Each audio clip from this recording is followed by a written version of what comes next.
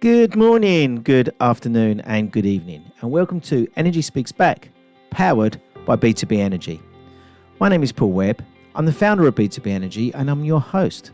And weekly, I present to you experts from around the world. Welcome to episode 105, which is a special episode dedicated to schools around the world. In 1994, I went back to school to improve my personal education. And I've always struggled with the confidence in English. I find writing a challenge, but with a good team around me, I managed to get from A to B with ease.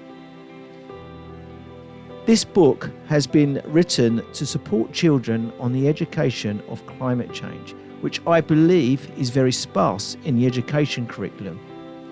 The Little Orange Dinghy embarks on a journey and an adventure where he has to endure the changes in weather very quickly, like we see today.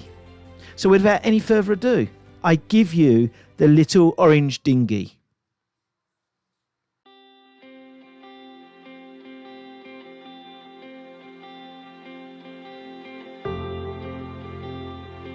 The Little Orange Dinghy, written by Paul Webb and narrated by Paul Webb.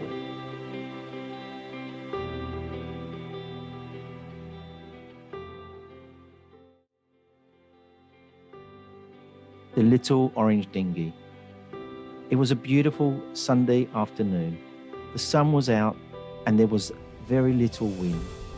We were all lined up, ready to go. I flapped my sails at my mother, who was moored by the side. Bang! The cannon started the race with the sun reflecting in my eyes. We were racing towards the sea, to our first point, around the buoy and onto the next, with the wind whistling around my mast.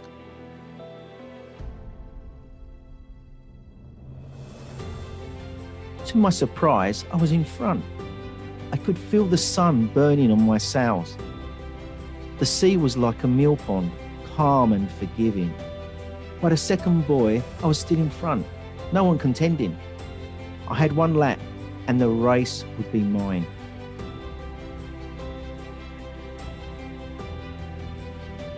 In the distance, white horses were charging towards me as the wind increased its speed, and suddenly it was dark.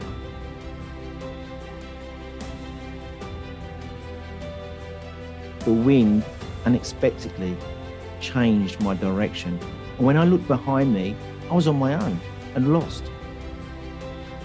It began to rain. My orange sails flapped rapidly in the increasing wind. The wind was strong and blowing me off course. I could not fight it. A large wave hit my side and a gust forced me over. It was a long time that I was on my side before I managed to right myself.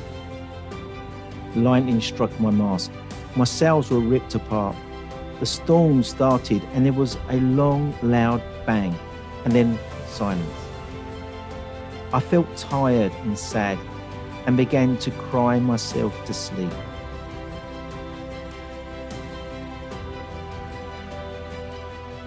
When I woke, it had stopped raining and the wind had settled.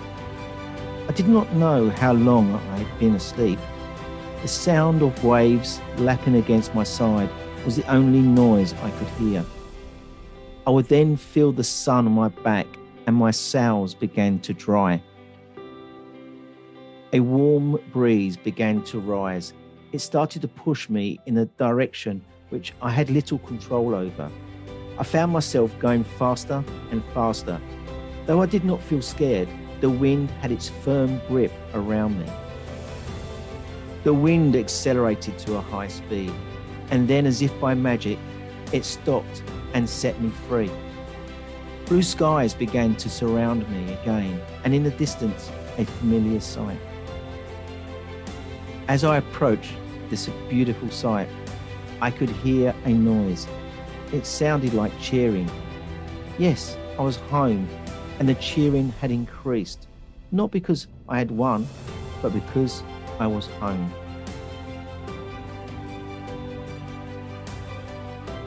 The end.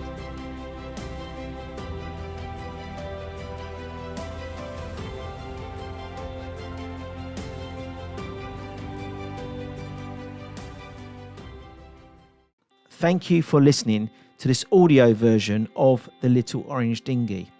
I would like to lastly thank the people around me that made this happen, and they are Tracy Lane for a continuous editing of my work, James Coates for his tenacious ways with creating the book design, and lastly our artist, Kelly McGinley Smith.